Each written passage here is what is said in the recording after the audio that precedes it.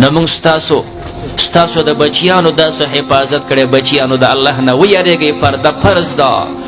ستا لباس ته به خلک ګوري ستا اخلاقو ته به ستا ژوند ته به خلک ګوري دا عالمه ده چې تاسو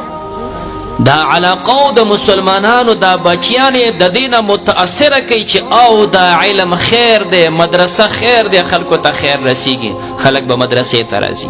خو که ستاسو نه داسې حرکات وشي چې هغه نازیبه وي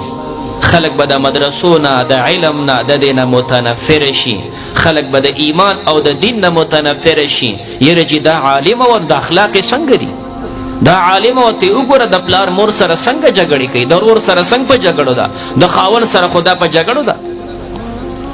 مدرسه کې چې کوم د علم کړو وګوره خواخې سره خو پیژني نه دا تمام شکایتونه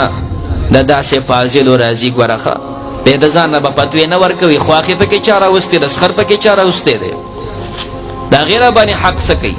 دا ته چا ویلي چې د خواخې سخر حق نشته دا ته چا ویلي دي تاسو ته استادانو احادیث ویلي طالبانو ته چې کوم دی حقوق او مسائل بیا ورخیو د خاون په خپل ښځه حق وي د ښځې په خاون حق خدا سو په کنډو نه تلیخه کنډه په کنډه باندې څوک حقوق نه ورکوي دا ژوند دی په دې کې تسامح وي نرمي کوي د یو بل سره که داسې حقوقو ته وګورو بچی ته فارغه شوې ستا په خاون باندې صرف ماسپخیم وچه ډوډۍ دی حق دی ښه یوه ډوډۍ به ماسپخیم درکوي او ځان یې کرپوه او یوه ډوډۍ به ماښام درکوي او بس دغه ډوډۍ کرپوه ترکاري دې پې حق نشته نو ته به داسې خاون سره وخت تیر کې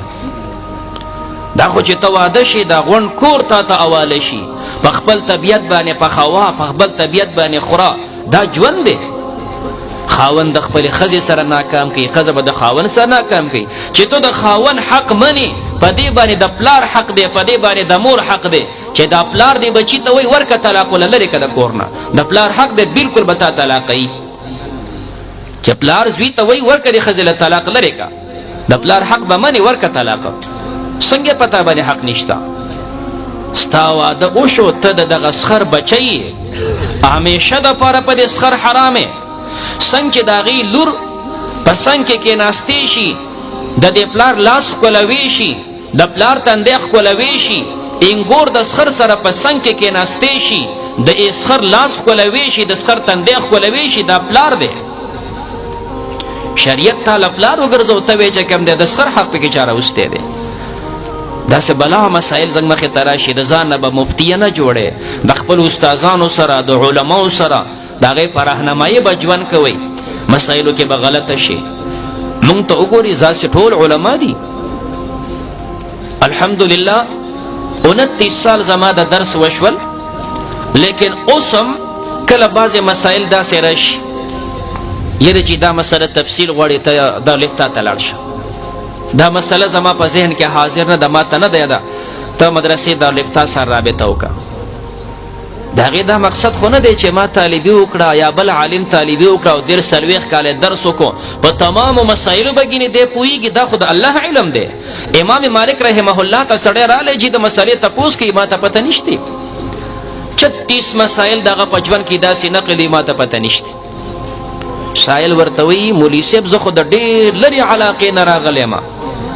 قوم خلکو را لېږلی یم چې دا لوی عالم دی د هغې نه مسلې تپوس وکړه او ته یې ما ته پته نشته زه قوم ته څه وویم وایي چې واپس لاړ شي ورته ووایه امام مالک وایي چې ما ته مسله نه راځي زما نوم هم ورته یاد کړه ورته نه راځي مسله موږ دا عار نه ګڼو چې یو انسان ته مسله نه راځي نو داسې نه چې تا نه مسلې تپوس کړي او تر ځان نه جوابونه کوي د خپلو علماو سره د خپلو مشایخو سره د هغې په رهنمایۍ کې دا زموږ دین دی بچیانو داسې به ژوند کوئ